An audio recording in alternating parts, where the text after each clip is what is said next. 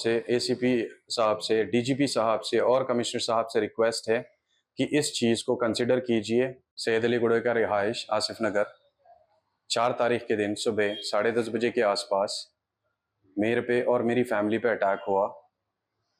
मेरे घर के सामने की साफ़ सफाई चल रही थी, क्योंकि मच्छर बहुत ज़्यादा आ रहे थे, तो मिट्टी उठाने के लिए एक कॉन्ट्रैक्टर को, प्राइवेट कॉन्ट्रैक्टर को बुलाया गया और वो लोग मिट्टी साफ़ करना शुरू करे थे। तो वो लोग पता नहीं क्या सोचे, बाहर निकले। मोहम्मद नईम, मोहम्मद नूर और उनकी वालदा और उनकी अहलिया चारों बाहर निकले और मारना शुरू कर दिया हमको। पहले तो गाली गलौज करे, फिर इमीडिएटली अटैक करना स्टार्ट कर दिए। जैसे ही मैं गाड़ी लगाने की कोशिश कर रहा था, तो जो नईम है वो क्या किए, अपने हाथ में कुछ नाइफ वगैरह लेकर आए शार्प, और इमीडिएटली मेरे को मारना स्टार्ट करे, उससे धक्का दिए। तो महसूस नहीं हुआ तब, और ब्लीडिंग जब नहीं हुई, जैसे ही मैं पीछे हटा ब्लीडिंग स्टार्ट हुई। और इमीडिएटली उन्होंने क्या करे, जब मैं झुक के पत्थर उठाने की कोशिश कर रहा था, तो यहाँ पर भी वार करे, मेरे यहाँ पे और यहाँ पे भी वार करे।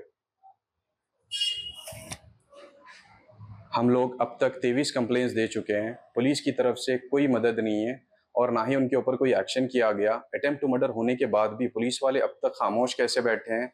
हमारा सवाल डीजीपी सर से, कमिश्नर सर से और एसीपी सर से है। सर, क्या लॉ अबाइडिंग सिटीजन भी सेफ नहीं है अब? 2 साल की मेहनत, 2 साल की कोशिशों के बावजूद भी अब तक हमको कोई नताइज हासिल नहीं हुए। हमारी आपसे अबदन गुजारिश है कि इस क्राइम को इमीडिएटली रोके। आपको इल्म रहने के बावजूद भी, 23 कंप्लेंट्स की नॉलेज रहने के बावजूद भी ये अटैक हमारे पे हुआ और हमारी फैमिली पे हुआ।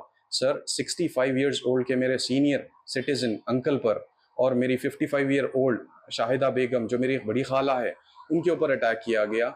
एमएलसी रहने के बावजूद भी उसको एज ए पेटी केस बोलकर क्लोज कर दिया गया। सर, क्या ये नाइंसाफी नहीं है? मेरी आपसे अपील है डीजीपी सर से, ऑनरेबल डीजीपी सर से, कमिश्नर सर से और एसीपी सर से, चीज़ को कंसिडर कीजिए और इमीडिएट एक्शन लीजिए उस चीज़ के ऊपर।